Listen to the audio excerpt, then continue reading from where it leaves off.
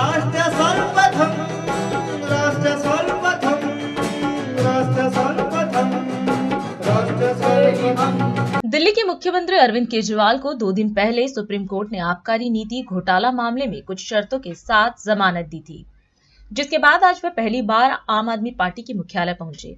यहां उन्होंने आप कार्यकर्ताओं को संबोधित किया और भारतीय जनता पार्टी पर जमकर निशाना साधा। इसी के साथ उन्होंने एक बड़ा ऐलान किया।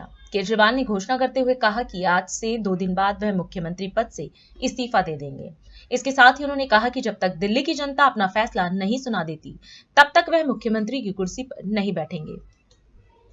मैं ऊपर वाले का शुक्रिया अदा करता हूँ, भगवान का शुक्रिया अदा करता हूँ, जिनकी हमेशा हम लोगों के ऊपर बहुत कृपा रहती है, बहुत आशीर्वाद रहता है भगवान का। इसी वजह से इतनी बड़ी बड़ी मुसीबतों से निकल के हम लोग आते हैं।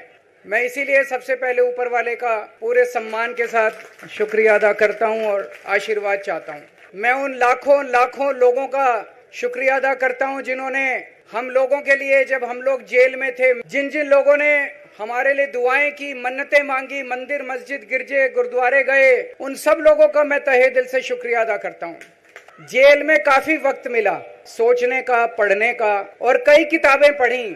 जब मैं जेल में था, एक दिन संदीप पाठक मेरे से मिलने के लिए आया। मैं भी पॉलिटिकल आदमी हूँ, वो भी पॉलिटिकल, हमारी पार्टी का संगठन मंत्री है। संदीप पाठक को ब्लैक लिस्ट कर दिया गया, उसके बाद मेरे से मिलने नहीं दिया गया।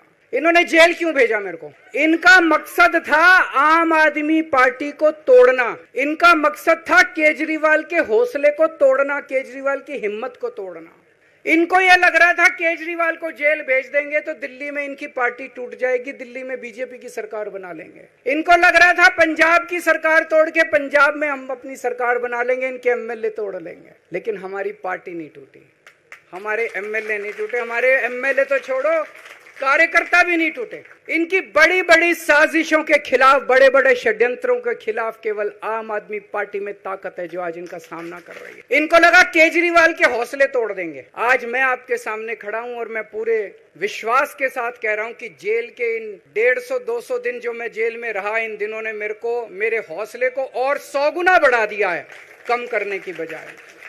ये लोग पूछते हैं कि केजरीवाल जब जेल में था, सीएम के पद से इस्तीफा क्यों नहीं दिया? मैंने इस्तीफा इसलिए नहीं दिया क्योंकि मैं देश के जनतंत्र को बचाना चाहता था। जेल में गया, अभी 10 दिन पहले सुप्रीम कोर्ट की एक बेंच ने पूछा सरकार से कि जेल के अंदर से सरकार क्यों नहीं चल सकती, तो जेल के अंदर से सरकार साबित कर दिया हमने। अब मैं देश के सारे नॉन बीजेपी मुख्यमंत्रियों से हाथ जोड़ के विनती करना चाहता हूं, किसी हालत में इस्तीफा मत देना।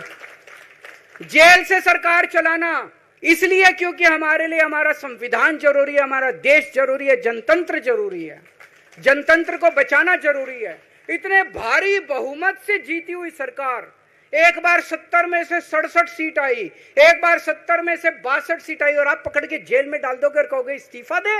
आज इनकी हर षड्यंत्र, हर साजिश से सामना करने की ताकत आम आदमी पार्टी में है। क्यों? क्योंकि हम ईमानदार हैं। आज दिल्ली के अंदर इतनी सुविधाएं, 24 घंटे बिजली आती है आज दिल्ली में, पहले 8-8 घंटे के पावर लगते थे। हम ये कर पाए क्योंकि हम ईमानदार हैं। आज दिल्ली के लोगों को फ्री बिजली मिल रही है, कैसे?